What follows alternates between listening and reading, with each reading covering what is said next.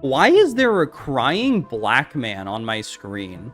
She's bringing up like the one situation where I almost kind of agree with Pirate Software, and she's presenting it in such a poor way where I'm like, yeah, I do agree with Pirate Software, actually. It's so bad. This video is so bad.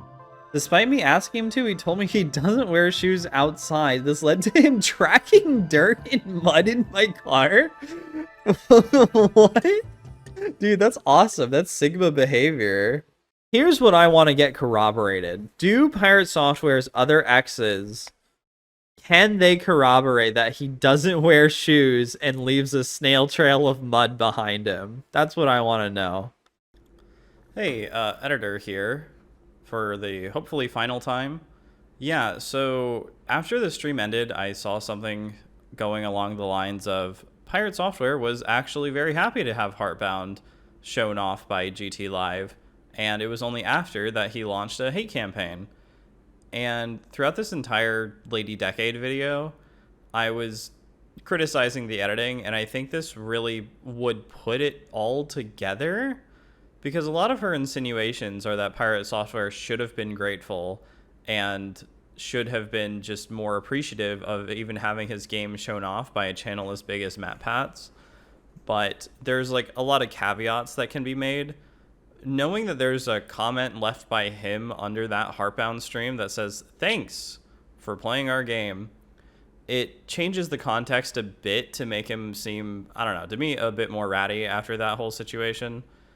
I think there's still some partiality to his side, just because, I don't know, if I was in the same situation, I probably would be mad if people were confused about my game. And this doesn't completely, stop that. But yeah, this ties the video together, and it's just not in her video. It kind of sucks. So I watched a couple people watch this, like bits and pieces of it, because I was really like unsure of like, oh, it's another Pirate Software video going over a piece of the history that I'm like not super familiar with. Sure, let's watch it. Let's see what happens. And then it turns out to be like very weird. It's kind of hard to it's not super hard to describe, but it's like every single aspect of it is strange. And it's from somebody who's not, as far as I understand, super into the drama sphere. It's from a person called Lady Decade. And I want to say they're an OnlyFans person. So they have like, they're jumping into Pirate Software, and you can see this is like this blew the fuck up. I don't know how they have 150,000 subscribers unless it's exclusively from this video, and people are like, oh, it's a lady, I gotta subscribe. It's like the altars. I actually am interested in that. Never heard of Tides of Annihilation. Pirate Software views, Naughty Dog views, Microsoft. Like it's very much like gaming news related. Excuse me. And there's very few like big blowout videos. And then all of a sudden it goes from like kind of video games rage baiting, and it jumps right into Pirate Software banging out almost 500,000 views in 3 days. We're gonna watch the video. It weirded me out.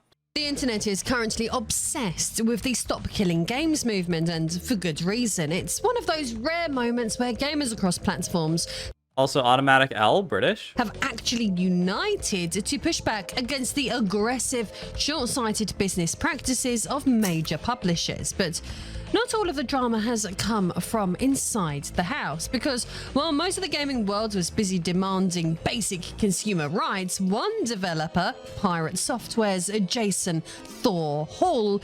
I mean, that's a bit presumptuous to call him a developer. It's one of those things, and maybe it's just something because like I watch a lot of streamers. Her voice is almost a little too...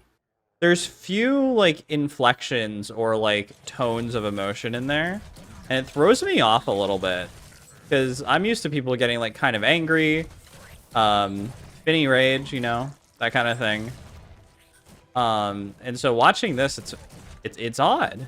Managed to get himself buried under a mountain of backlash after weighing in on the campaign with a take that, let's just say, didn't land. His criticism of the movement quickly spiraled into a PR disaster. He was accused of misleading the public, using the cause to quietly serve his own interests, and delivering it all in a smug, condescending tone that rubbed people the wrong way. His calm but smarmy delivery, full of vague fear-mongering technical half-truths, and a tone that suggested he always knew better than everyone else, turned audiences off fast. No?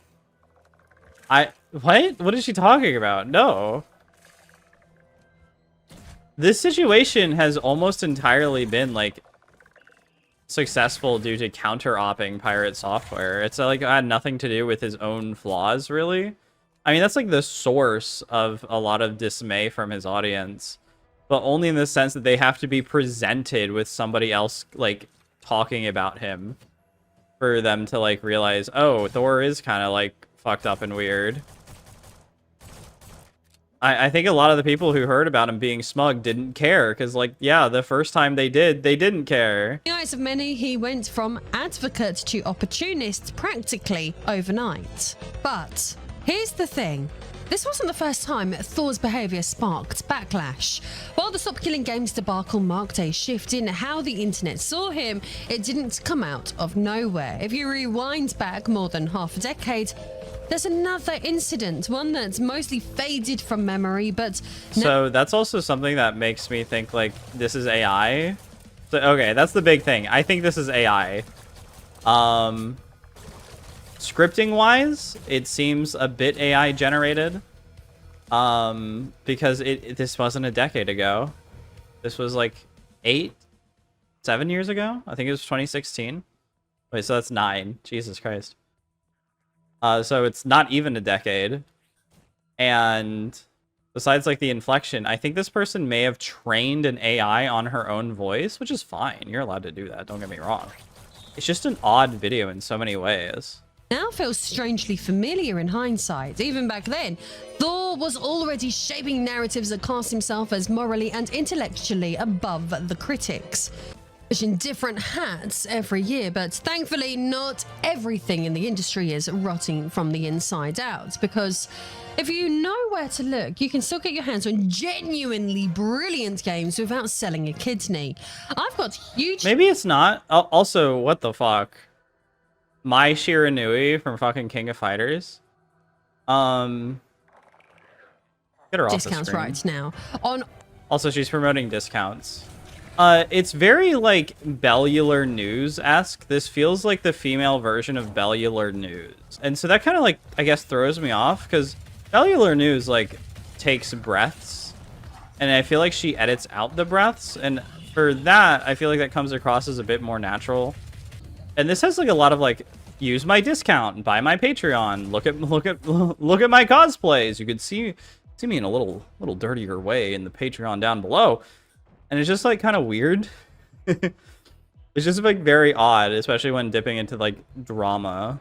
All of the must-play titles from the last 12 months. We're talking Cellblade, Expedition 33, Black Myth, Wukong, and even the jaw-droppingly gorgeous Wu Chang Fallen Feathers released this week. So, if you're tired of garbage... I literally don't know of anyone... Okay, I actually did have Wu Chang Fallen Feathers on my, like... Oh, this is, like, a decent-looking game at, I'm gonna say Comic-Con. At Summer Games Fest. But, like, I don't actually know gamers who play, like, half of these games. I like Claire, sure, but, like, Wu Chang? I don't know. Do you want the good stuff without breaking the bank? Click my links down below. Yeah, it's just, Jason, like, that weird... So this is, like, a thing... Okay, I know I'm pausing a lot, but I feel like context. This is a thing of, like, very old... like, Let's Play channels did, is they would use their channel as, like, an advertising service for games and, like, game purchasing websites. So I think even on, like, Total Biscuit's channel, you would see, like, GOG or Green Man Gaming. I want to say The Escapist did so as well. But on like sketchier websites or not websites, sketchier like channels, I guess, or like smaller ones, would often advertise like G2A or there was another one. It was like kind of similar to GameFly or had like a GameFire, I think it was called. Dude, what the fuck? This laser is blowing my eyes out. And that feels very similar to what she's doing because I want to say like her discount codes are for like it's for like a really obscure gaming purchasing website. She probably earns like a decent bit of commission, but like, yeah. Wants to be seen as the wise indie developer, the honest man in a dishonest industry, the guy with the answers. But time and time again, he's shown us, or at least many believe, what he really is. A charlatan with a chip on his shoulder who manufactures contrarian viewpoints for clout and doubles down at the moment anyone asks follow-up questions. I don't know of what he's really been contrarian on besides like dramas that he's directly involved in. He likes MMOs. I don't know. It feels like not. It feels contrarian to dislike MMOs in a way because like all the biggest streamers are playing them, or have like some kind of MMO investment, like Asmongold, right? Or like a bunch of people play like Final Fantasy 14. He plays fucking Dune. Back in 2019, Piratesoftware was still relatively niche, best known for his in-development game Heartbound and his candid live streams about game development. Thor had built a small but loyal following on Twitch and YouTube. This is how you peel a hot dog. Every good hot dog needs to be peeled. This is how Every you good peel hot dog a needs hot to be That peeled. kind of stream, is that what you're talking about? You see, That's now another that thing. I've The peeled editing hot seems dog, just a bit It's off, ready to eat. too. At the time, he was more of a behind-the-scenes figure in the indie scene, a developer sharing tips, frustrations, and progress updates, rather than the internet's personality he's become today. Four-figure sums on my own humble little channel. Hi, Officer May. Right, I think that's the officer's name. Yeah, the editing is like kind of fucked up. There's a lot of stuff that she could be putting in here and isn't. It's almost like a get it out as fast as you can thing. I can see that also being the case for like the weird editing.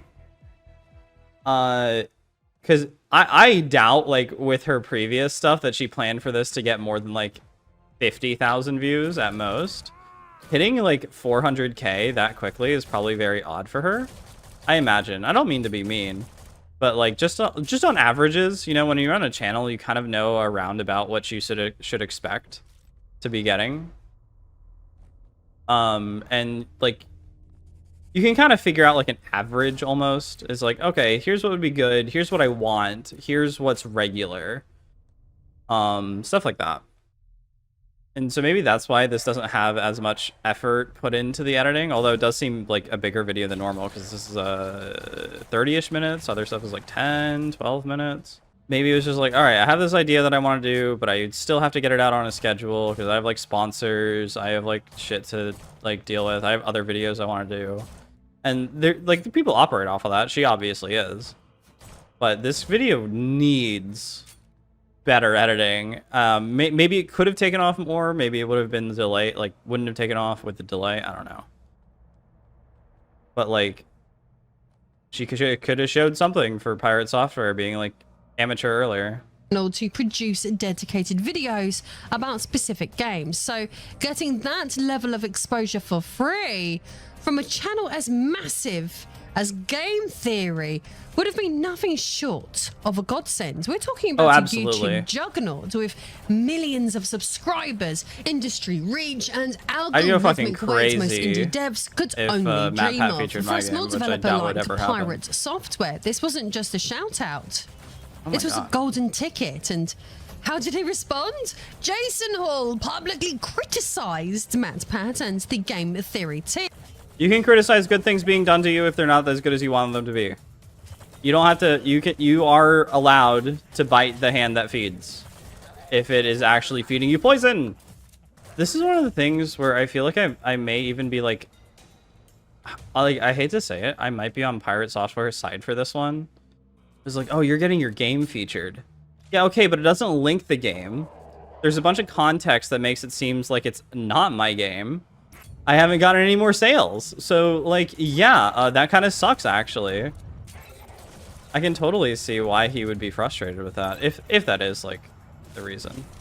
Which I think he says is accusing them of exploiting his work for profit without proper credit. He argued that their video misrepresented his game, leaned too heavily on Undertale comparisons, failed to include a link to Heartbound, and even misspelled his studio's name. While he didn't literally accuse them of stealing, many took his tone and framing to imply that kind of exploitation is... Okay, that I do agree with. He did have weird tonnage around it. Like, I actually do completely agree with being angry about it, but I can also understand people taking away the wrong message. That's what this entire thing was about. It was like a misunderstanding about taking away the wrong message.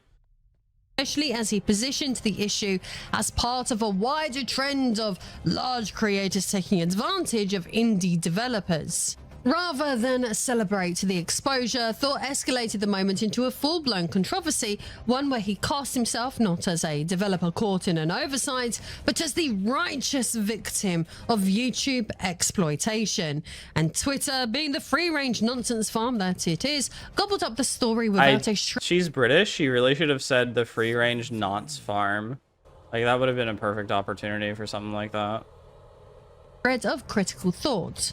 No fact-checking or context, and absolutely no grasp of how YouTube SEO even works, but really, what else could you expect? This was the pre-community notes era, a time when whoever shouted the loudest got to rewrite the facts, and in that noise, plenty of internet users found it easier to root for the underdog they barely knew. So, that's the thing with the editing in this video, right? That makes it, like, super fucking weird. We don't get like a lot of... We'll get some more context later, but it almost feels better to like argue with it now and then I guess argue with it more later.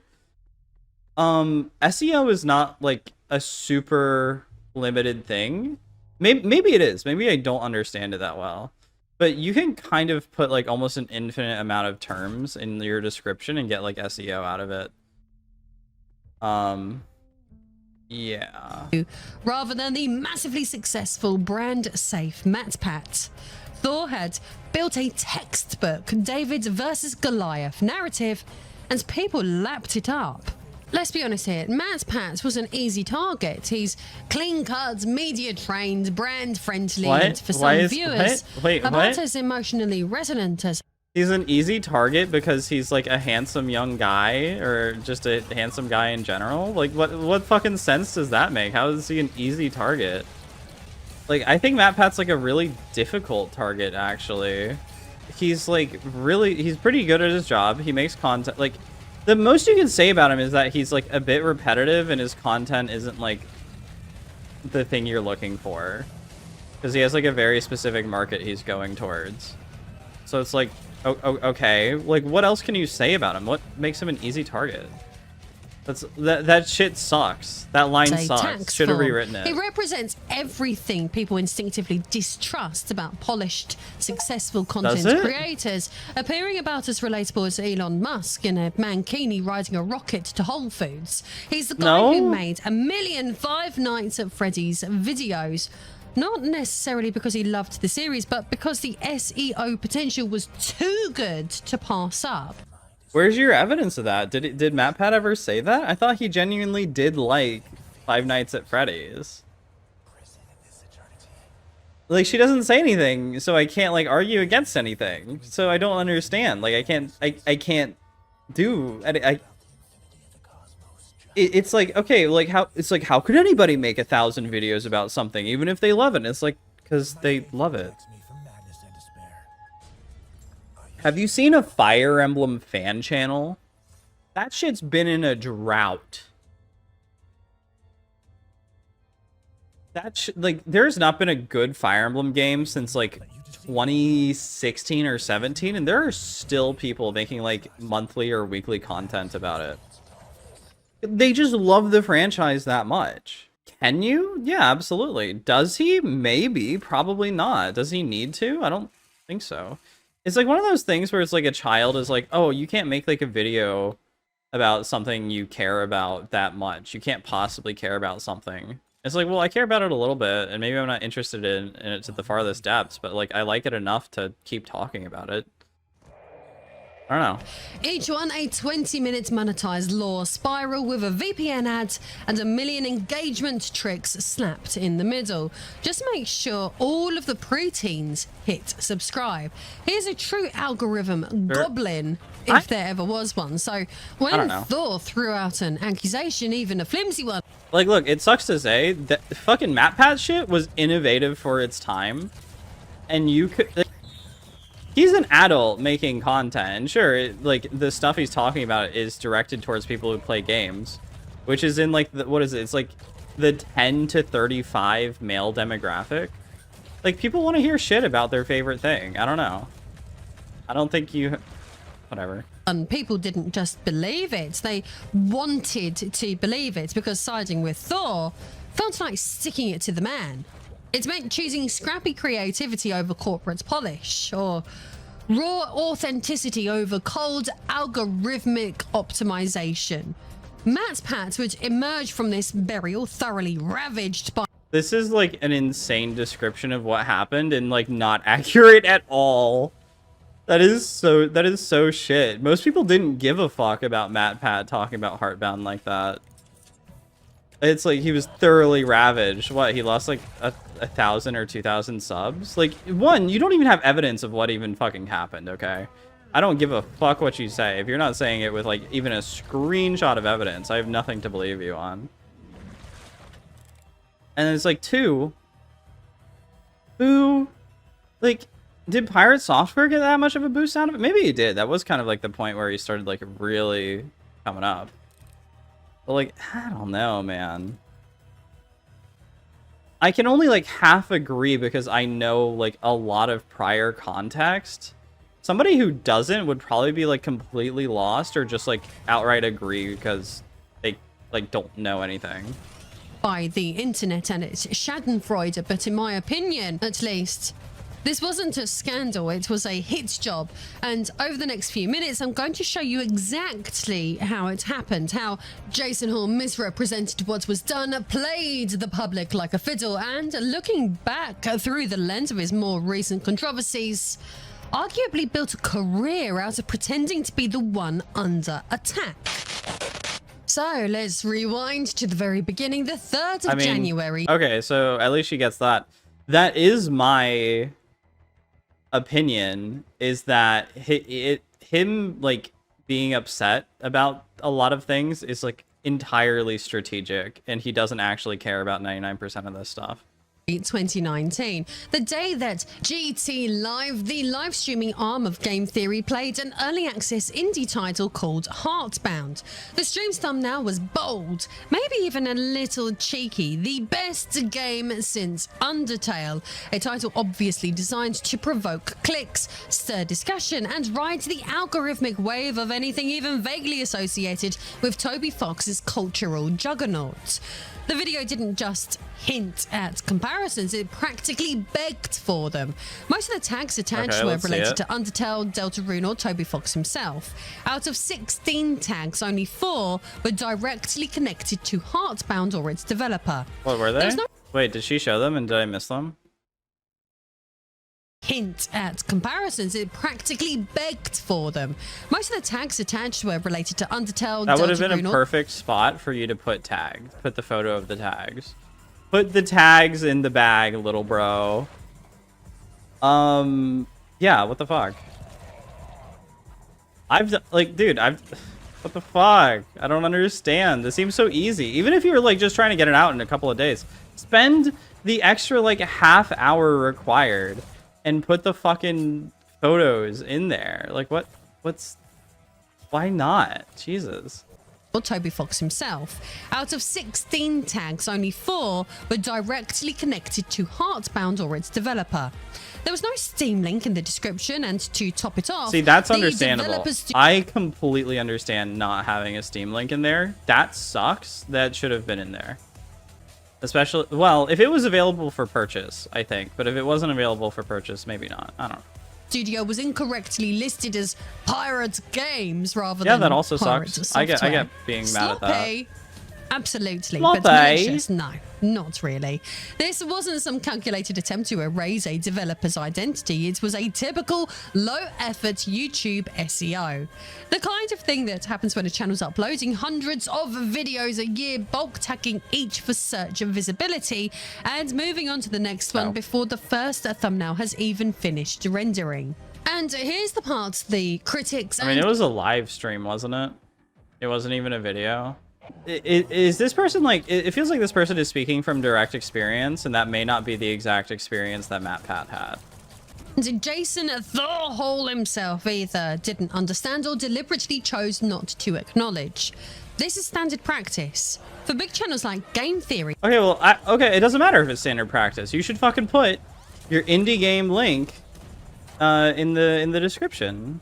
I can understand being mad about that. Sure, Piratesoftware like went about it in maybe like not the kindest way possible, not the most, well, in her words, understanding. I don't care about that. Viewers into lesser known titles is just how the system works. Like it or not, that's how you get people to actually click on indie game content, and in Heartbound's case, it did exactly that. The stream itself was entirely positive. The hosts praised the game, there was no mockery, there was no dunking, none of this is a bootleg Undertale commentary, just honest, upbeat coverage. And in the days that followed, Heartbound saw a noticeable uptick in visibility on both YouTube and Steam. Where's your evidence? Oh my god, did it? I don't know if it did. I just don't understand. I don't get it. It's like if anybody remembers, like when JXC had like a fight with Hassan Piker, because Hassan featured JXC's video and JXC got like 100 views from it or something. Because it didn't post the link, it didn't show the video title, it didn't do anything like that. That's what this feels like. And MatPat is like a you know, a decent enough guy, right?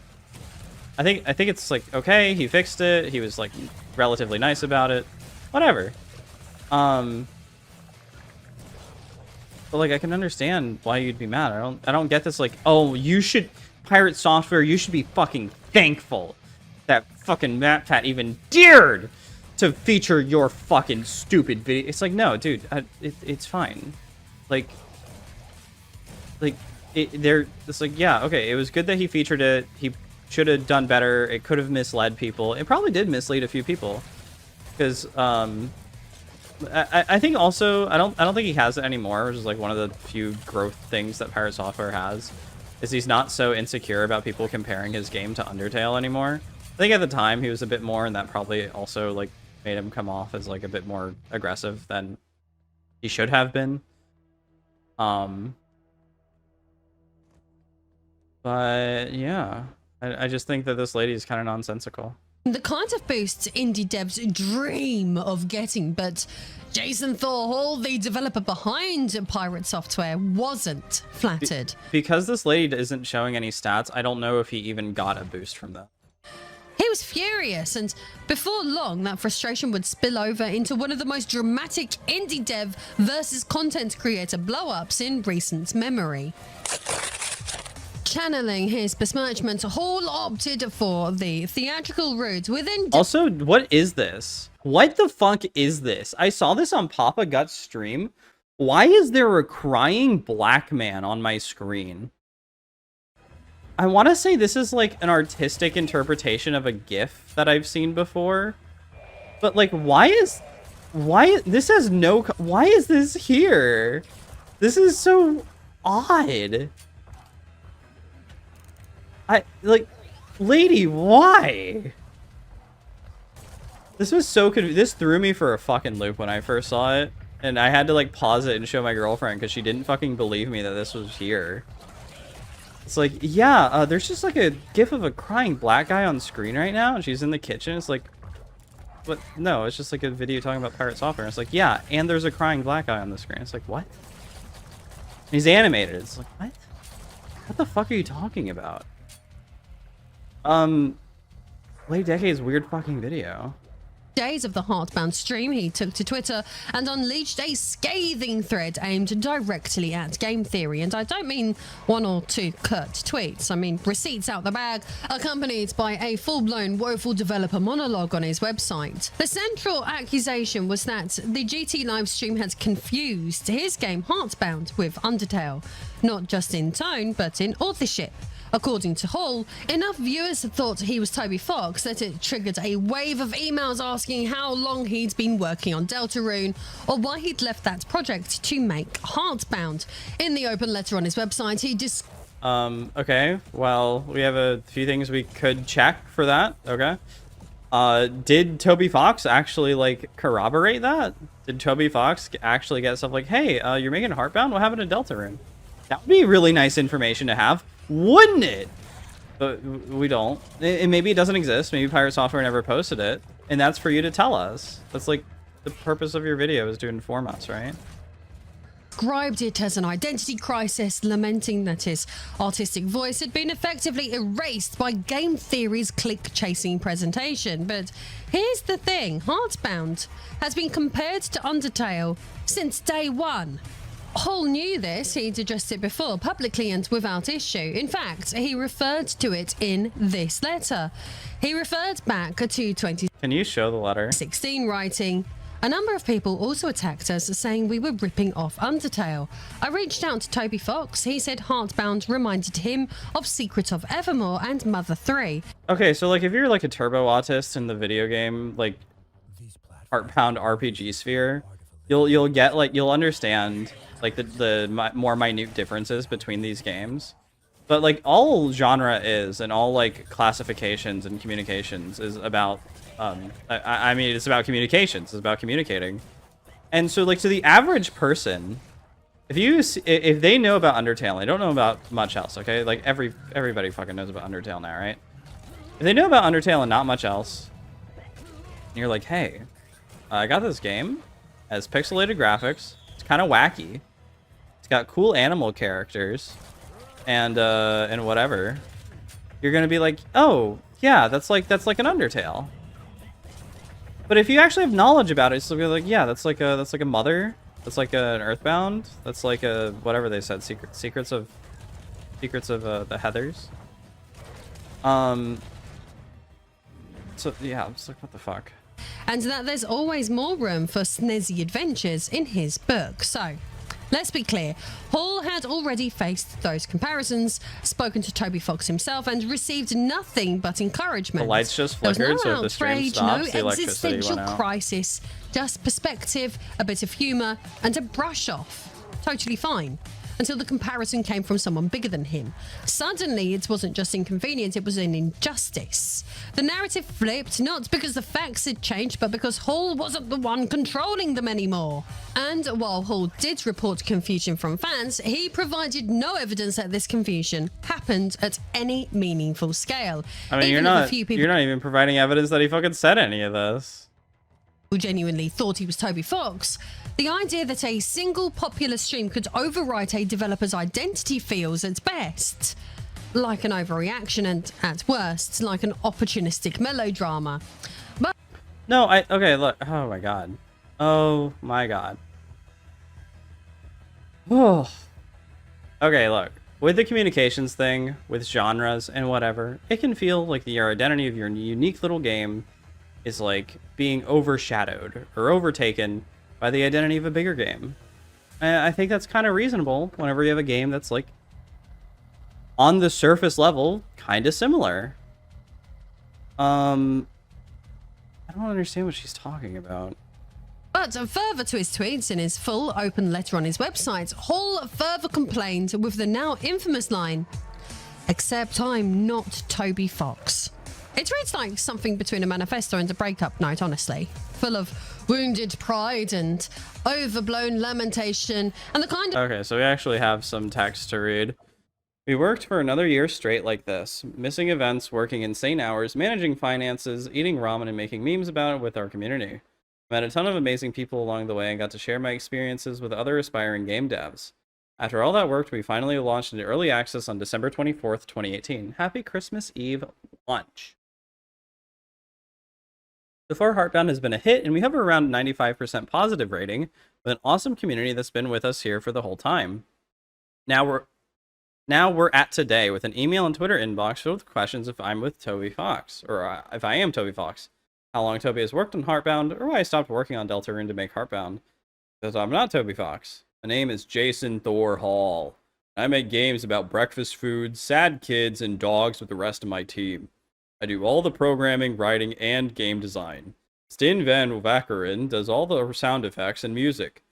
Brady Shea Ramel does all of our art and animation. Kind of emotionally performative flourish that indie dev Twitter eats up like gospel. He wasn't just venting, he was crafting a narrative, and it worked.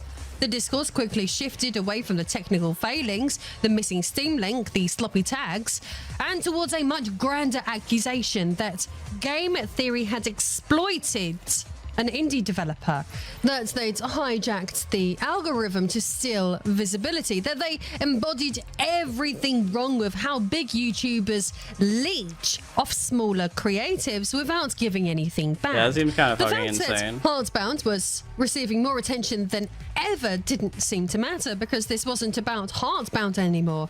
It was about power dynamics, about how big YouTubers allegedly crush indie developers. Yeah, that's kind of and shitty. about how algorithms commodify art. Has that ever actually happened? The only time I can think of is maybe with like Yik or Omori, but those situations were kind of justified. I think Yik a lot less so, but Omori was like a bunch of YouTubers made videos about how like this person, actually don't even know the full context for it, so I probably shouldn't be talking about it that much. Excuse me. But there was like a thing where the person who made Omori did like a Kickstarter. I think it came out, I think it was like before Undertale, before Lisa, before all these other like RPG style torture games, where they did like a Kickstarter, and it took like what, almost like 10 years for Omori to come out, and people were like, oh yeah, this person's like a fraud. And that was like YouTubers shitting on an indie developer. Corporate YouTubers who would just need to make like a weekly video, and they heard about the Omori story, and they're like, yeah, fuck this person. I need a weekly bit, even though they were, you know, hard at work on the fucking video game. Yik was like weird because I think it's like avant-garde, and it does some really weird shit that's not super kosher in every single situation. The game's kind of shit. The game was like kind of shit. I think it's better now.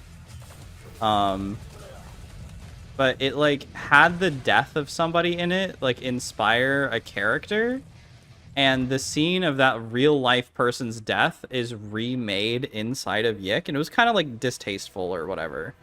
But I think it's avant-garde.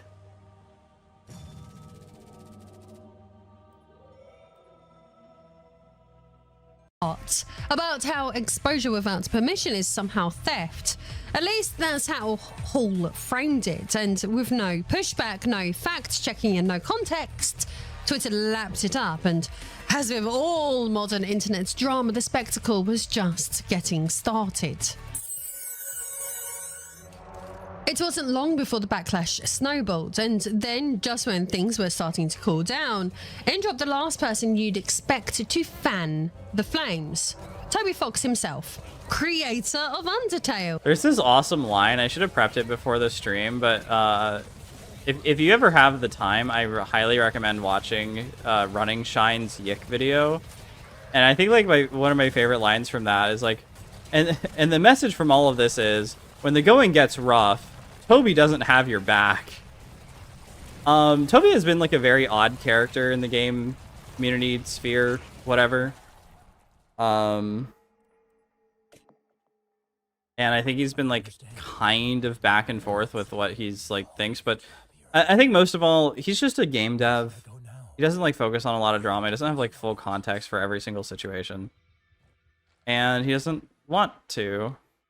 But it also leads to him having some like kind of deranged opinions or takes or whatever, because he's like uninformed. And that's like a lot of people, right?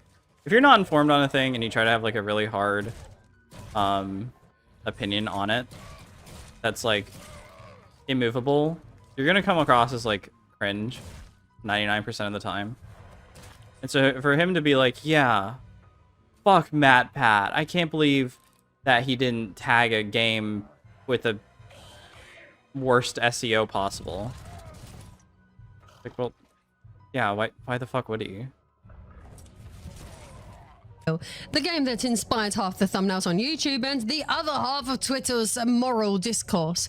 In a rare public call-out, he reply tweeted to Hall's and MatPat's thread and took aim directly at MatPat, stating that game theory should have at least linked to the game that they were streaming. Yeah, totally. His exact words were, "You should link to any game you play. Creators need all the help they can get. And think carefully if you're misleading your audience with your title and description." No, just with your videos, you read it wrong. That's one of the things that makes me think it's like AI or like AI helped. You went too far this time. It's just like, dude, not that serious.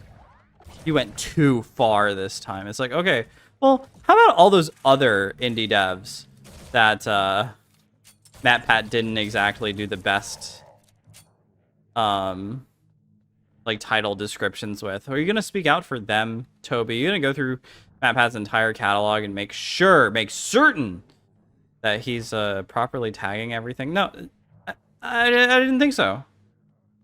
It's just when Piratesoftware does, because Piratesoftware is probably in his DMs like, hey MatPat thinks I'm you. You went too far this time. That one tweet from Toby turned a petty indie spat into a full-blown internet moment, because when gaming's soft-spoken wunderkind tells the internet that someone has gone too far, the internet doesn't ask questions. It just grabs pitchforks.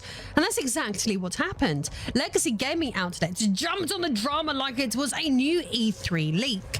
Twitter lit up with dunk threads, memes, and pile-ons from people who'd never watched the stream and didn't care about context. And yeah, but it didn't like matter. everything. Toby Fox had spoken, and that's just the back internet. In 2019, Twitter was still the land of zero fact-checking and maximum emotional knee-jerk. Dude, that just describes like every social media. What the hell? I mean, even now, like, Twitter has barely any fact checking.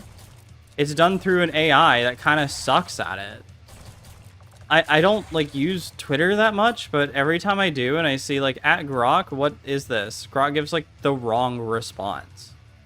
That's great. That's like great fact checking there. If someone said you'd done wrong and that someone had enough clout, then guilty you must be. Suddenly, game theory, long seen as quirky but harmless, was being reframed as exploitative, arrogant, and out of touch with the very indie scene it's so often celebrated. And MatPat, he went from awkward video essay guy to symbol of corporate YouTuber evil practically overnight. Under pressure, he responded. First, defensively, blaming the oversight on his team and insisting that they usually didn't link to games during streams. That didn't go over well. I mean, yeah, that's just like, I mean, that's fine if you don't link to it during the stream. Where is it in the description? Like, that was like, yeah, not a great response. He tried again. The title and thumbnail were changed, a Steam link was added to the description, and a more formal apology followed soon after. But even with all that, something didn't quite sit right. Because let's be honest, how many YouTubers don't link the games they play? Loads! It's not ideal, but... Wait, who? What? How many games don't link the games they play? I mean, if you're talking about like actual dedicated video game people... I'm having a hard time thinking of one. I'm actually struggling to think of like a single person who doesn't proper link their stuff. No, I can't think of any. I mean, I have a pretty limited purview, especially now. Like, I watched video game stuff on YouTube when I was like a kid, but now, not really. But I feel like that is, or I guess should be, common practice to link video games that you play, especially if you're like a corpo YouTuber, if you're like MatPat or Markiplier or whatever. You or PewDiePie. I don't know. But it's common. In fact, it was practically standard practice for large channels at the time. So To not like why the did game? this particular stream ignite such a fierce reaction? Why did this moment, this game, this creator get treated like a moral scandal? Because from the outside, it looked like the usual rules suddenly didn't apply. And No? What? What? What the fuck? No, what? You just said that the normal rule was not to put in the description of the fucking game, was to not link to the game. And now she's saying that it's like, oh, people are arbitrary because now the rules don't apply. It's like, what? Wait, what, to Pirate Software? And people got mad at him? I'm pretty sure people were like mostly on his side. What the fuck is she talking about? this is when the story stops being about a game link and starts being about the man behind the outrage. By 2025, the name Jason Thor Hall, or Pirate Software, has become something of a lightning rod in gaming discourse. What began as a scrappy indie developer crying foul over YouTube SEO has evolved into a full-blown personal brand. TED Talk-style voiceovers, endless developer AMAs, and a loyal Twitch following that seemed to treat him like some kind of tech industry oracle. But the mask, of course, didn't stay on for long. Take his response to the Stop Killing Games campaign. While most of the gaming world is finally rallying around the radical idea that maybe, just maybe, you should be allowed to keep playing games you've paid for, Hall stepped in with a slick debunk video. He confidently argued that the campaign would destroy live service games, ruin indie development, and upend the legal foundation of how games are made. None of that held up under scrutiny, but that didn't matter because he sounded like he knew what he was talking about. Calm tone. Just enough technical jargon to pass as informed, delivered with the practiced cadence of someone who wasn't arguing, just clarifying. And once again, confidence was...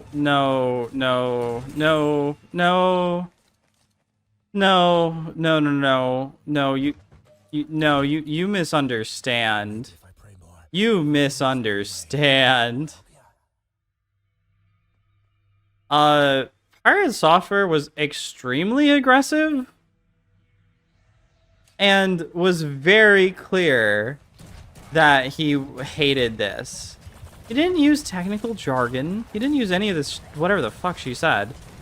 He was like, no, this sucks. This is going to ruin things for everybody. It was very, like, much not at all like a tech head jargon, mumbo speak, double speak, whatever. It was like, this sucks. This sucks. This is gonna actually make your games worse. He didn't give a good explanation why, and that was kind of like the whole problem. Fucking even Ross was like, hey, let me come explain it to you, because I don't think you read it right, because you're not even like explaining how you think. Like, I can't. This is such a bewildering, stupid fucking statement. Was mistaken for competence. His audience followed along without reading the fine print. I watched it happen in real time. When I release a separate video defending consumer rights... Why are you playing fucking Soul Hackers 2? Nobody...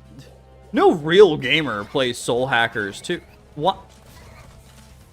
Why are you cutting away to playing on your Steam Deck? Dude, what the hell? So weird. So strange and odd. Like, I don't... What is happening? Rights and highlighting a class action lawsuit in the UK against Steam. Coincidentally, he had released a video around the same sort of time covering the same lawsuits but taking a contrarian anti-consumer stance. As usual, back then, his narrative became the go-to counter-position, therefore, his viewers came straight for me, flooding my comments with smug rebuttals. This would be awesome and this would be epic if you only put what you have here. Or is it... Can you just like fucking... Let's fucking put a screenshot, dude. This is insane.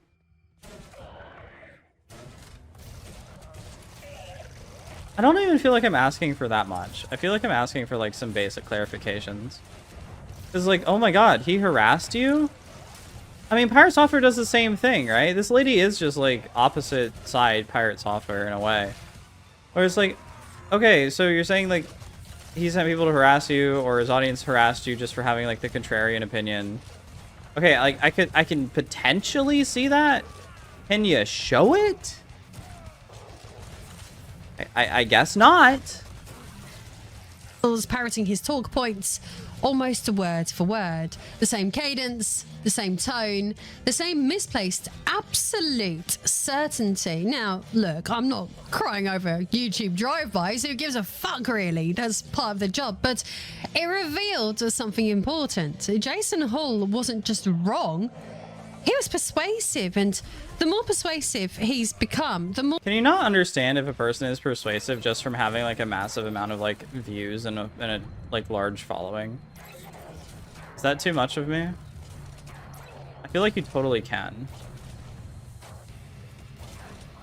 I feel like it's not like ridiculous. more damage he's done, not just to discourse, but to tangible collective efforts to make the industry better. So if you've ever wondered why... I just learned that this guy who has a million viewers and like a ton of, like a bajillion subscribers, like the people who like watch him actually like agree with him. It's like, oh, okay, yeah, great detective work there, buddy. I realised that because I was talking to this chap and I didn't agree with him, and his other chaps, his gits, they was talking to they, and they had the opposite opinion. That was bad. Okay. It's like going to a bar and starting an argument with a guy and being surprised whenever like the 3 or 4 guys who were there with that guy are like not on your side. It's like they're there with their buddy. Like that's how they see it. 'Cause everything's fucking parasocial now anyway, right? That heartbound stream in 2019 spiraled into something so much bigger than a missing Steam link. Maybe it's because Jason Thor Hall was never really just upset about a bit of bad attribution. Maybe, just maybe, it was always about control and about optics, about building a reputation, even if it meant burning someone else to do it. When it comes to Stop Killing Games, Hall's attempt to derail the conversation ended up doing the exact opposite. His debunk video didn't silence the critics, it ended up supercharging them. Viewers fact-checked him, dissected his arguments, and ultimately gave the campaign more visibility than it had ever received on its own. Classic Streisand effect. I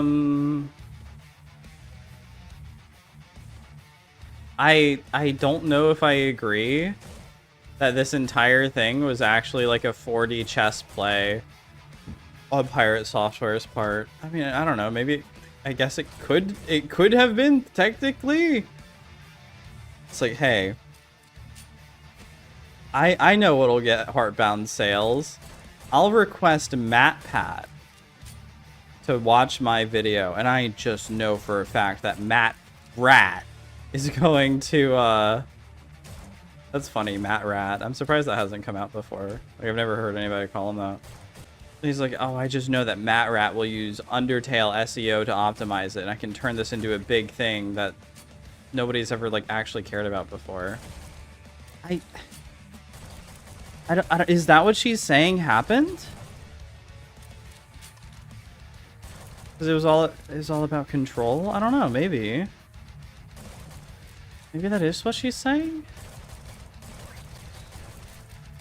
However, back in 2019, when Hall claimed that GT Live's Heartbound stream had confused the public and damaged his identity as a creator, the internet instead came to his defense. And the result was even more free viral marketing than even MatPat had directly contributed by speaking positively about his game on his massive platform. Instead, now self-positioned as a victim of game theory rather than the beneficiary that he really was, He received a deluge of public sympathy and a bigger spotlight on his game than most indie developers could ever dream of. In both cases, we can now look back and see the same pattern repeat. Play the victim, mislead the public, reap the exposure, and refuse to take any real responsibility. Because if there's one thing that Jason Thor Hall understands better than most people in the industry, it's that controversy sells. Especially when you can frame yourself as the misunderstood underdog. Had Thor actually had any, like, big controversies at this point? I can't recall any up to, like, what, 2019? From a source that we'll get to later, there could have been some, I guess. But I think for the most part, that's not the case at all. Doctors told him that, apparently. I'm sure we all know loads of men who go through second puberty and suddenly sound like IT Barry White, which... Yeah, I mean, that's always been a criticism. That, he's faking his voice. Fair. This is a bit like intro level to Piratesoftware, so I guess in that sense it's like not for me. But like there's so many things that could be better. It's like a kid's food thing. I think like some movie critics or it's like a kid's movie thing. A kid's movie is better. I don't know, whatever, it doesn't matter.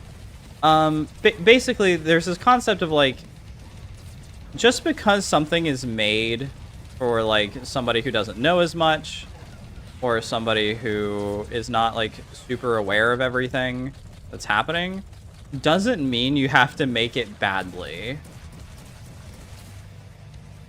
And I feel like that's kind of what's happened here. To be clear, would be completely fine if he hadn't spent years building his brand on being authentic. Claiming this new voice isn't performative comes across as laughable.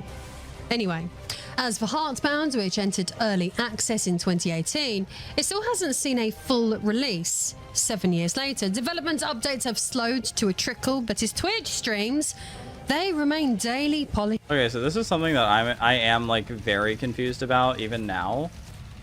Heartbound is like 1.0 on Steam. You can buy and play Heartbound like right now. And you'll get like a full-ish experience. I'm not even sure what's left to be done besides side content. So I'm really not 100% certain of what is intended as full release, but it's at 1.0 now on Steam. And uninterrupted. Then there's the OnlyFans incident, another flashpoint where Hall was part of a public drama where he accused... This might be Streisand effect from the drama community. She loves the Streisand effect thing. He says that he's still working on the game and that it's not finished yet. They're supposed to be adding stories. Oh, like big ones? Okay, I could see that being a thing. But if you're like able to buy the game and get to 1.0, there's a lot of game devs that will do that. They'll like end early access. It's 1.0. You can buy and play and have like the full-ish experience. But if you wait, there will be more content later, but it's not essential. That's what 1.0 means, is that like all of the essential content is done and you can have like a more than enjoyable experience with the game. So like Piratesoftware might still be working on it, but like it's done. Others of misrepresentation after being called out for his poor sportsmanship. Or it might be done. I'm not clear. That's my problem. I'm unclear. Deserting teammates and costing them permanently their high-leveled characters. Whether it's YouTube drama, preservation debates, or MMO pylons, the story stays the same. He punches down, he dodges accountability, he cloaks his rebuttals in soft-spoken confidence and technical jargon, just... Why are we watching Tomb Raider? Enough to convince his audience that anyone pushing back must be either angry... Why are we watching The Witcher 4 trailer footage? Stupid, or both. Because for Piratesoftware, it's never enough to just... Why are we watching Witcher 3? Like, what is this? Make a point, he has to own the point. He has to control the language around it, and if that means manipulating the story in real time, so be it. There's not a personality quirk, it's the product. Jason Thor Hall's image has been meticulously constructed to disarm critics, cultivate loyalty, and keep the spotlight exactly where he wants it. On him. Now, let's be fair, MatPat didn't handle this perfectly. The stream had sloppy tagging, no link to the game, and when he was called out, his first response wasn't exactly PR gold. It came off as defensive and passive and weirdly corporate. The kind of reply that reads like someone's being told what to say by a manager rather than speaking as a person. And this is crucial. Once a backlash gained traction, he fixed it. The title and the thumbnail were changed. A Steam link was added, and most importantly, he issued a direct public apology. No caveat. I like they were promised shit years ago when they bought early access. Might be 1.0 because Pirate Software does not know you can do 0.991. Maybe.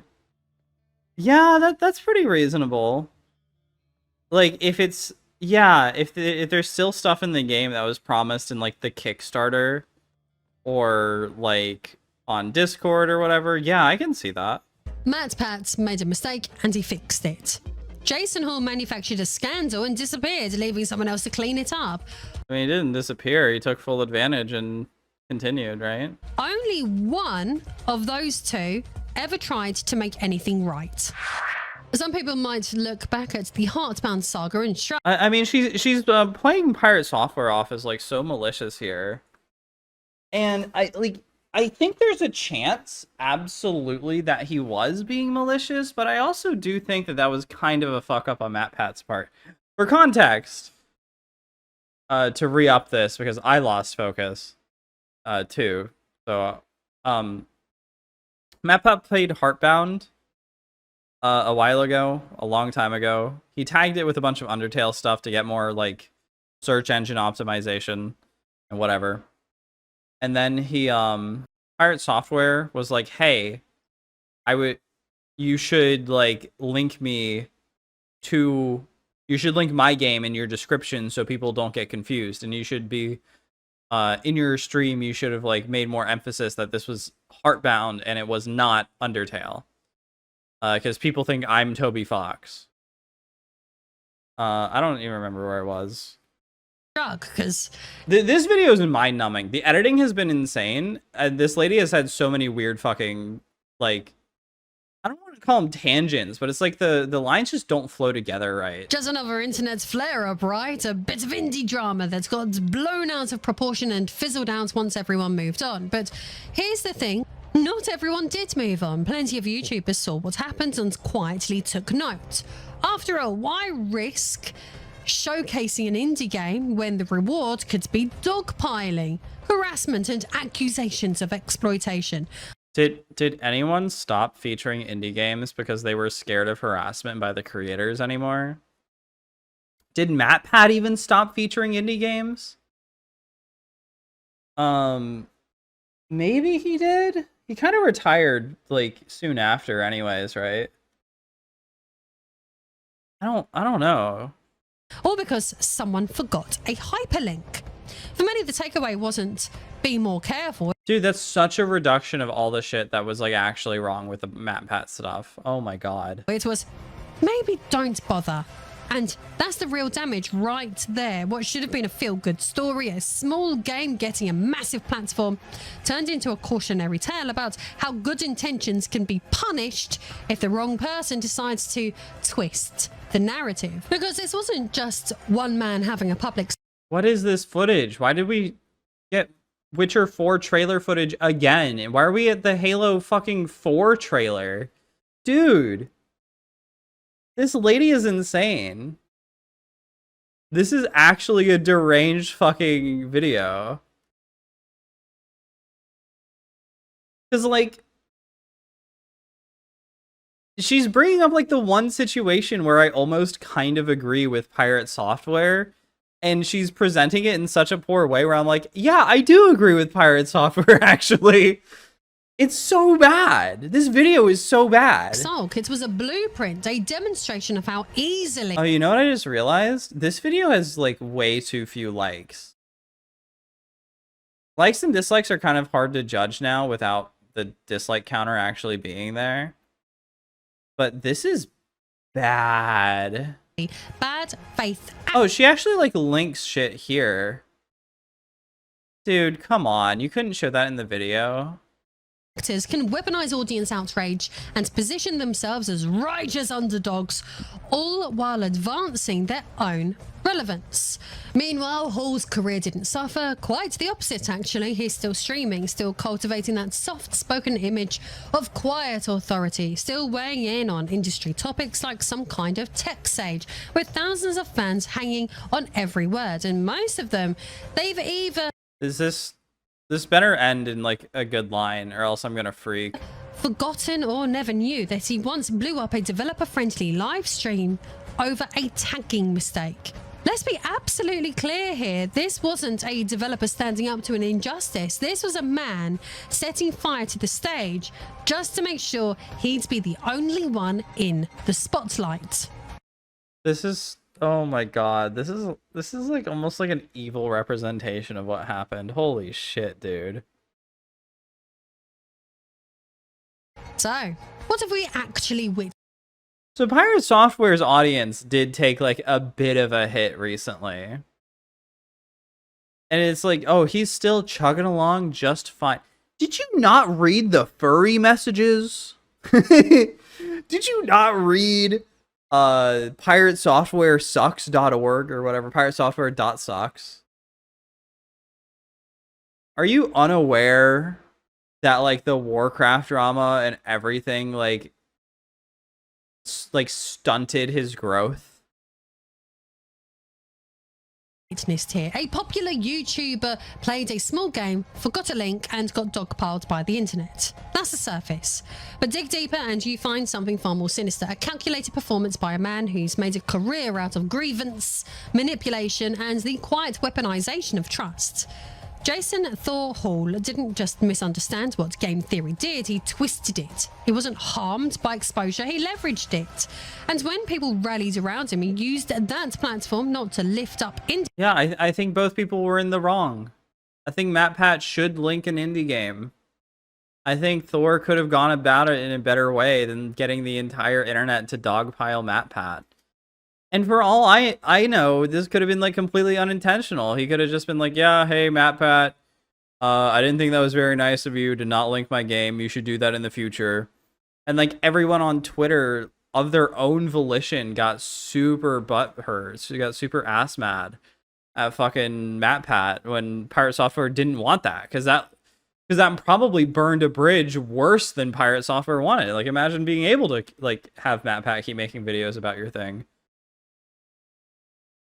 I think they both fucked up. She's trying to present him as like this evil 40 mastermind chess player. And it's not out of the equation. Okay, to be fair, I think there's like a small chance that that's true, but like this is insane. This is like so many leaps of logic, dude. Indie devs, but to polish his own brand.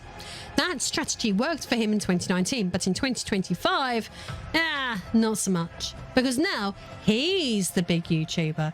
He's the one with a massive audience, the sponsorship deals, the trust. This is like, this almost feels like a hypnotist. Where it's like, oh, you guys really like MatPat, right? Well, Piratesoftware engaged with MatPat in a negative way 7-8 years ago. And now you have an even more legitimate reason to dislike Piratesoftware. It's like, dude, shut up. Of thousands and the same algorithmic power he once accused others of abusing. And this time, when the scrutiny turned on him, the narrative didn't bend so easily. Wait, did he? Did Piratesoftware play an indie game and then not link it? His favor. The mask is off, the tactics are familiar, and suddenly the man who built his platform on calling out perceived injustice is being called out himself, and he's not He didn't build it. What? Oh my god. He did not build his platform on perceived injustice. Hey, Editor Dog here again. I do kind of have to take the L on this a little bit, at least. What Lady Decade was saying wasn't that Piratesoftware built his career entirely on pointing out injustice, Just that this was like a giant boost and leap to his like internet progress towards becoming famous. So I misunderstood that, but I guess it could have been clearer, but I still think that's mostly my fault. He built his platform off of being, I worked at Blizzard. I worked at Blizzard for 23 years, okay? But like that's not relevant. I never bring up that I worked at Blizzard. Don't mind the voice, okay?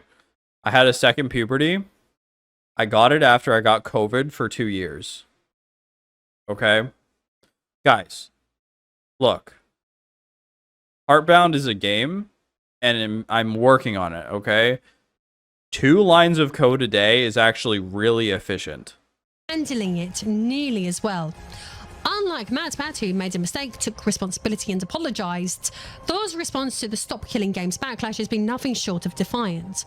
Rather than clarify or engage with the criticism, he went viral for brushing it off, with the now infamous line, "I don't give a fuck, eat shit." Ooh. Did he say that? I'm pretty sure his exact words, "You can eat my ass. You can eat my whole ass." You're hard, showing off. That clip alone set the tone. What clip? Your stupid fucking British Office clip? Dude. Smug, dismissive, and utterly unapologetic, which I must admit, I could almost like him for that. It's probably the most authentic he's been for years. In his eyes, the backlash wasn't about accountability. It was about people misunderstanding his intent. He even suggested that being cast as the villain helped the campaign gain traction, framing himself as a kind of necessary martyr. Even as his... Oh my god, I thought she was going to play a clip. Okay, I actually do think that's true. I don't think he's like a martyr. I think he's like a villain. I don't think Stop Killing Games could have gotten the traction it did without the drama, without Ross Scott coming out and saying it. That's true. Subscriber counts plummeted by over 100,000 in just a few weeks. It's actually around like 200,000 now. Altogether, it paints the picture. Show the graph. You can take 2 minutes to show a fucking Graphtreon or fucking Social Blade graph? What the hell? Of a man completely unwilling to back down, not because he's principled, but because the persona won't allow it. And that's the real warning here. Wait, what? The persona won't allow it? But because the persona won't allow it. What is a persona? That's the that's the thing you stick your fingers and then penis into, right? What the fuck is a persona? What is a persona?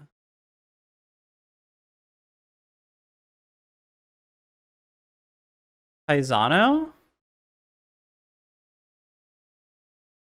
I'm pretty sure it's not sweat. And that's the real warning here. The lesson isn't... See, this is one of those AI things that makes me think that this video is like co-written or fully written by AI, because AI loves to use words that you don't use on a daily basis to make things like more pop out to people. And it's like, yeah, that does pop out. That pops out as like AI written. Don't criticize big creators. It's be wary of the ones who turn every disagreement into a morality play where they're always the underdog, especially when they start narrating their own victimhood before anyone else even presses record. Pirate Software has never just been some scrappy indie developer standing up to YouTube injustice.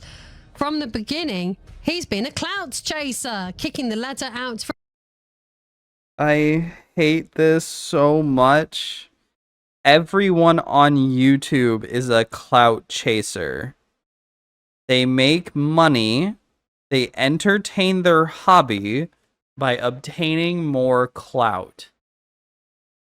I cannot emphasize that enough.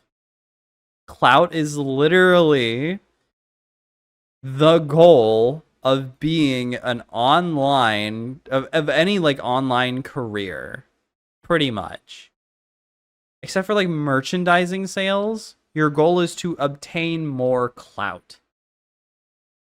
from anyone else who might He's a try clout chaser. He's a climbing and clout grinning chaser. while the algorithm Is this video not clout chasing? made its reign. And don't forget, right now, I've got massive discounts on some of the best releases from the past year, including Stellar Blade, Expedition 33, Black Stellar Blade came out like 2 years ago. Myth Wukong, and the Black Myth Wukong came out like a year ago. absolutely stunning Wow, yeah. So that was the Pirate review. Pirate Software review. That was horrible.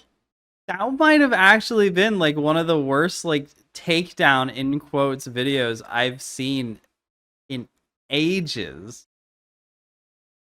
I would not put this out. If I made this, I would delete it. This was terrible. And you should feel like you need to be better at making videos.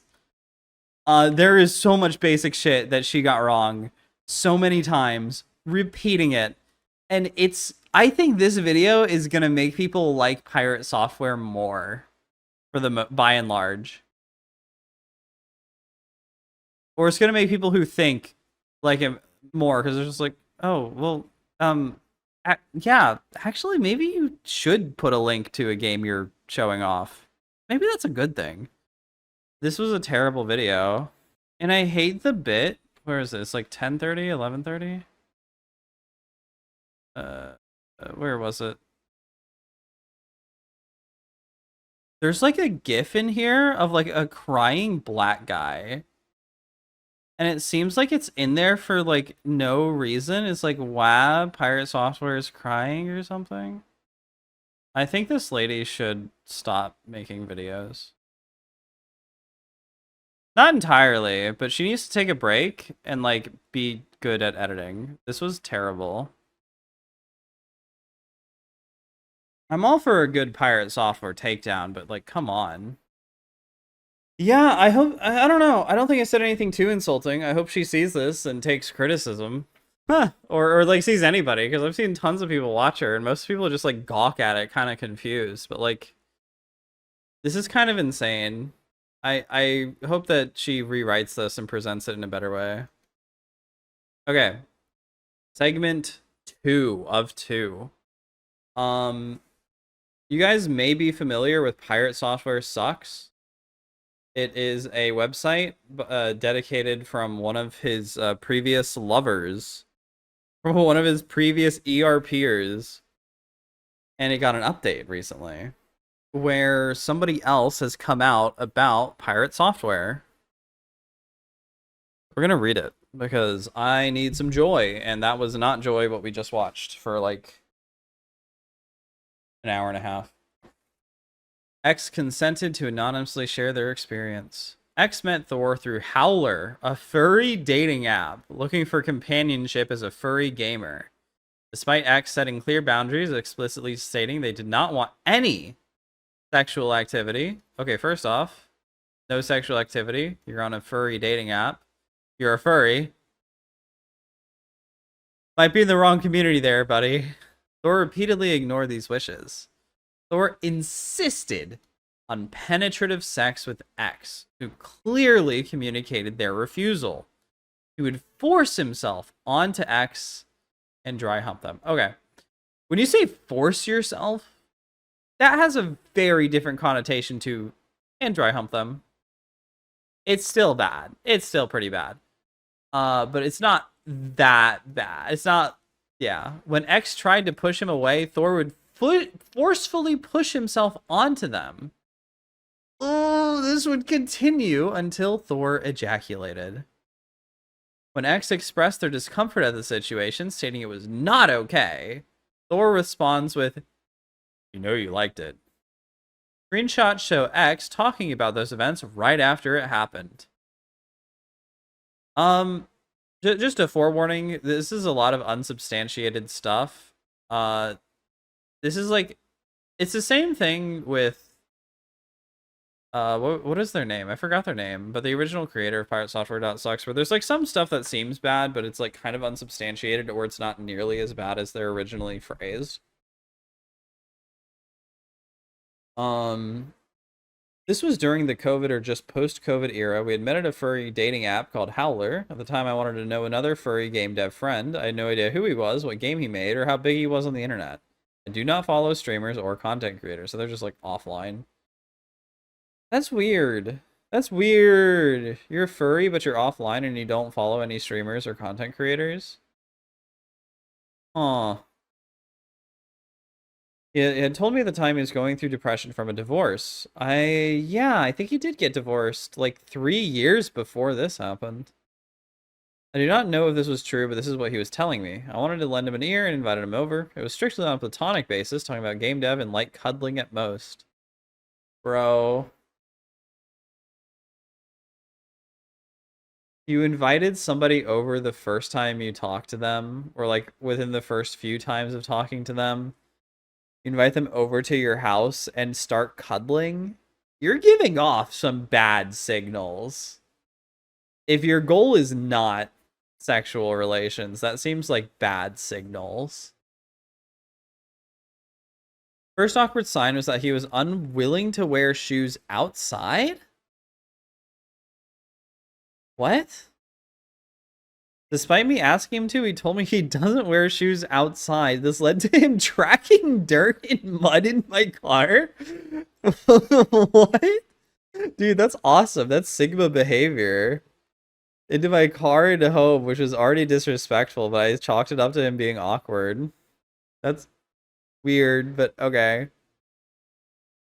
Afterwards, he talked to me about his divorce and life problems and spent a few hours ranting to me about Diablo builds. Dude, going from divorce to Diablo builds is kind of crazy. And how big he was as a streamer. I thought I heard the cat meow. I wasn't particularly interested, but again, as a young furry game dev recently moved to Seattle, I just wanted a similar friend. When we started hanging out in my room is where things got weird. Despite me explicitly telling him I did not want penetrative sex or any bodily fluids on my bed, he kept insisting on doing sexual things. Eventually got to the point where I was pushing him away or telling him to stop, but he seemed to pretend not to hear. With him being larger than me, it wasn't easy to push him off, so he continued to dry hump me until he ejaculated. Oh. After it was all done, I lectured him about saying I told him repeatedly not to do that. Luckily, I'm pretty thick-skinned when it comes to casual sex. But if I were anyone else, it could have been a traumatic experience. You're thick-skinned when it comes to you didn't have sex. You're telling me that you're thick-skinned to casual sex. You invite somebody over to your house. You're like, I did not want sex, but you have thick skin. What? His reply was simply, you know you liked it. To which I rolled my eyes in disgust. At that point, I said, I'm taking you home. And even as I was taking him home, he begged me to take him to the grocery store. Frustrated, I reluctantly did so and just figured this would be the last time I ever interacted with him. Afterwards, neither of us messaged each other on Telegram anymore, and he deleted his Telegram.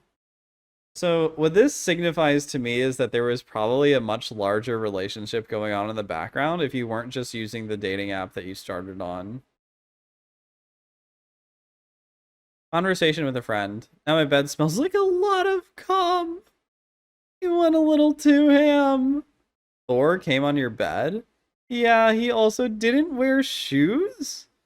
Like, just straight up, he came over without shoes. So it seems like you're more focused on the bad, like, not wearing shoes part. Jesus Christ. I blocked it out of my mind. I wasn't particularly hurt. I just thought, wow, that was surreal. I can't believe someone exists like that. For authenticity's sake, I can also tell you I confided in many other... I mean, look, confidants is not, like, necessarily evidence. Or authenticity. I had no intention of coming out with my story and didn't cave for attention, but it did weigh on my conscience because I do believe Thor should not be allowed to abuse anyone else further. Thor seems, I don't know, Thor is weird.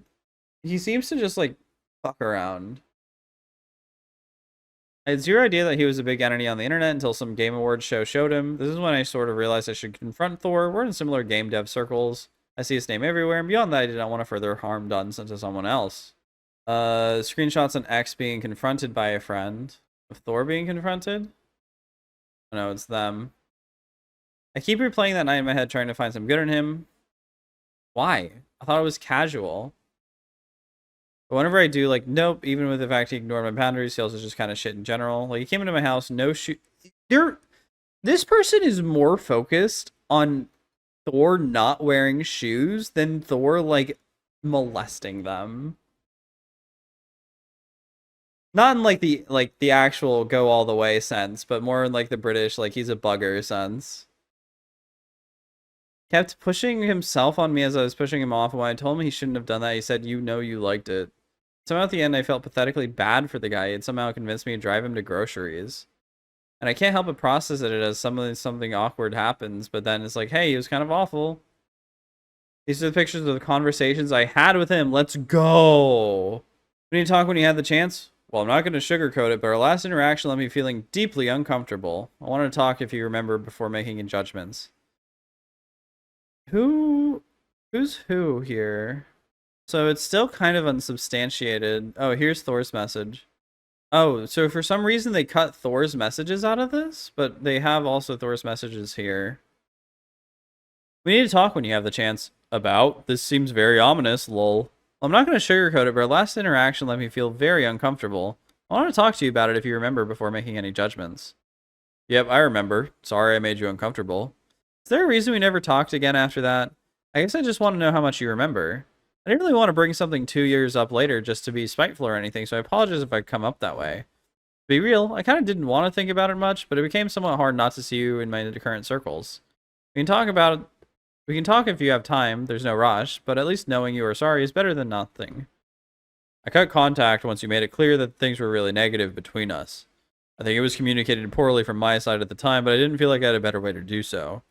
Legitimately felt it would be just a blip of something you could no longer cared about. I was going through a lot at the time. That infection I told you about when we were meeting ended up being an undiagnosed chronic condition, so in a way I didn't have a lot of mental energy to deal with it one way or another. As much as it would have been nice to genuinely feel like you were empathizing with my boundaries, it's hard to blame you for assuming I wouldn't want to talk.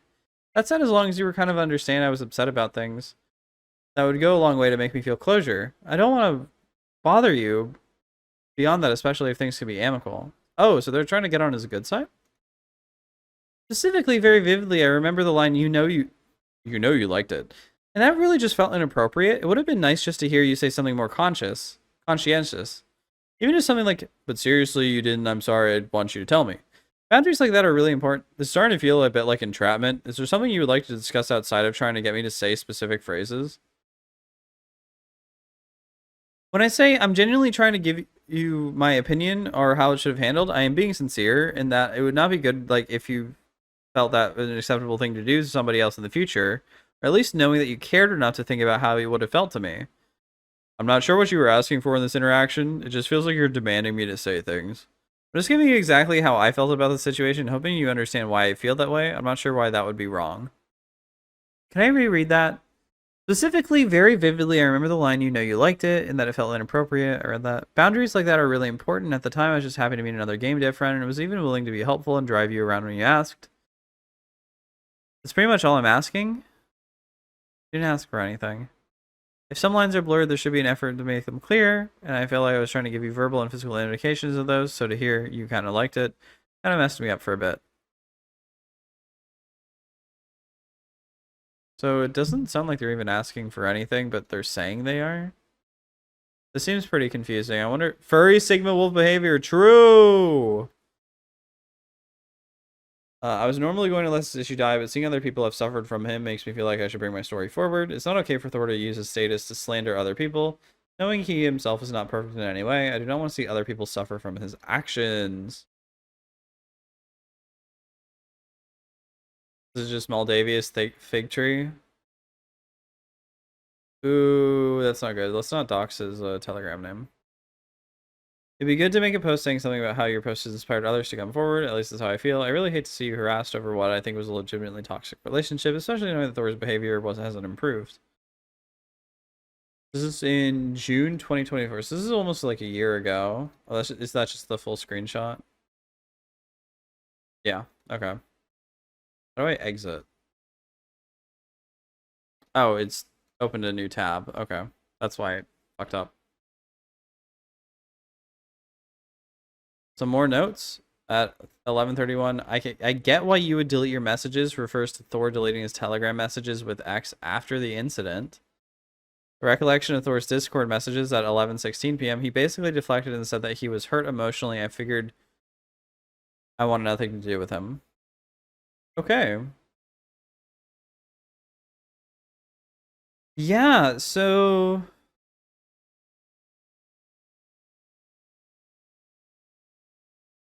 it's definitely hard to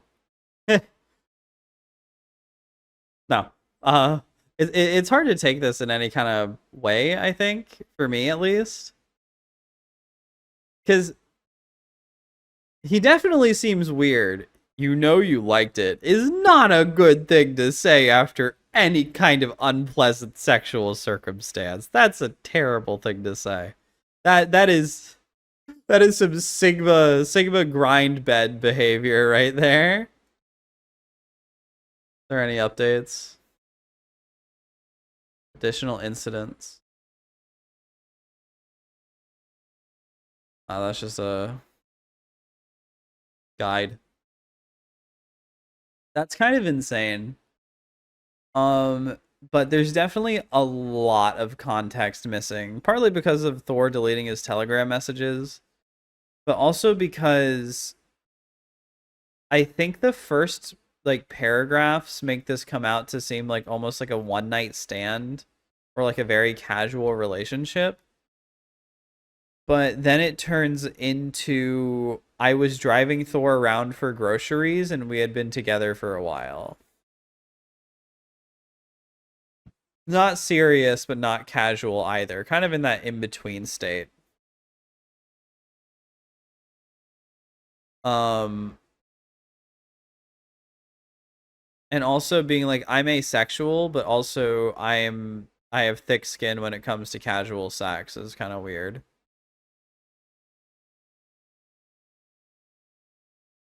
I do think it's hilarious that he doesn't wear shoes and that he tracks mud wherever he goes. The man literally leaves a fucking snail trail. That's kind of fucking epic. That's kind of fucking Sigma.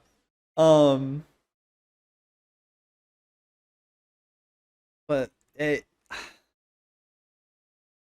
I'm gonna say it's like it's another shot. It's another nail in the coffin, but it hasn't been hammered all the way. It just seems like it's one, too vague, two just weird wording. Maybe it's like the person's personality, but it doesn't quite. It definitely seems like it happened for sure. There was definitely like a relationship going on, but it's sold as a short term and definitely doesn't seem like a short term. And to me, what that means is basically like, was this casual sex? Was this the first time you guys met?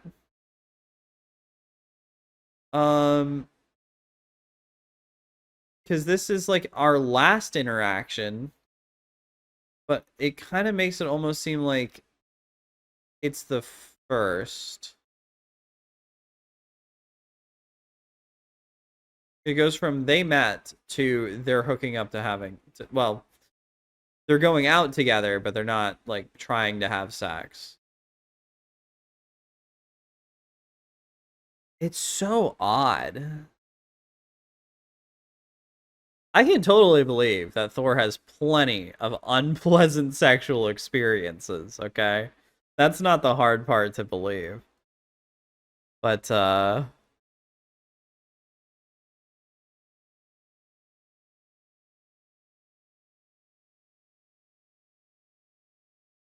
it seems super weird.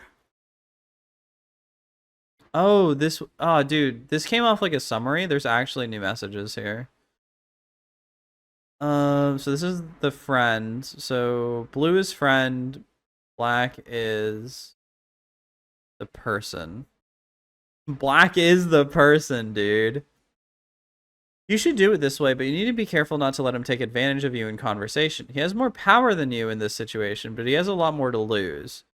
For someone as internet he's pretty unconscious of his internet, actually, I think. As him, he has no choice but to listen if you level the allegations against him seriously and carefully, which did not happen here.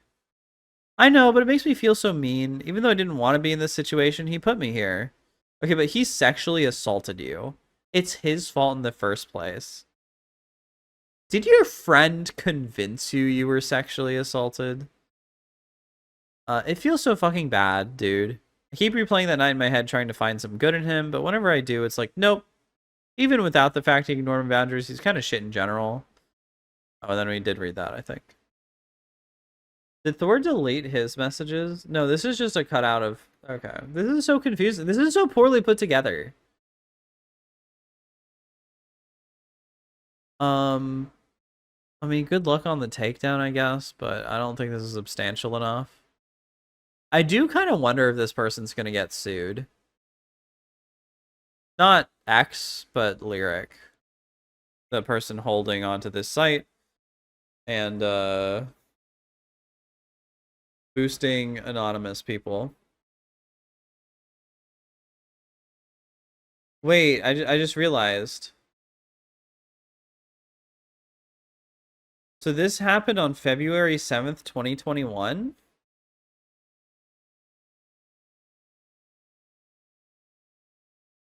And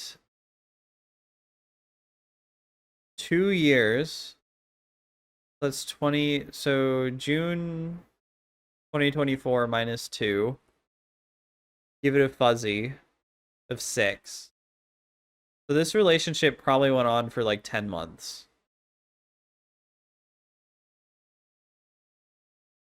10 months to almost 2 years is what I'm thinking. That's crazy.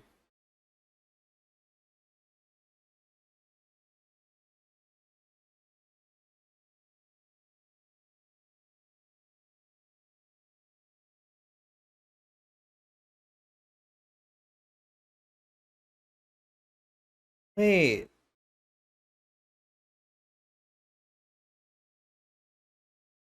Dude, I feel like I have to process all this, and it's probably making the stream like bad to watch.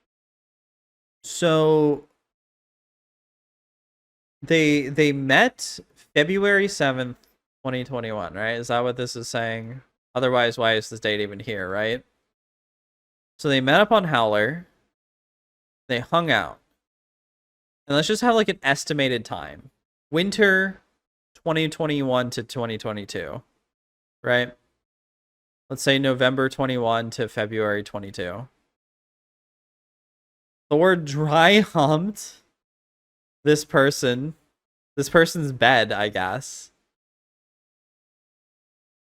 And fucking blew all over it.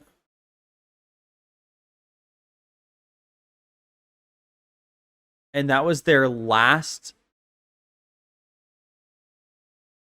Oh god, it's fuzzyified. Our last interactions. Plural. They had multiple interactions. So him doing the thing on the bed may not have even been like the last thing they did together. Oh my god, dude. I think this is too vague to take seriously. I think this is absolutely too vague to take seriously.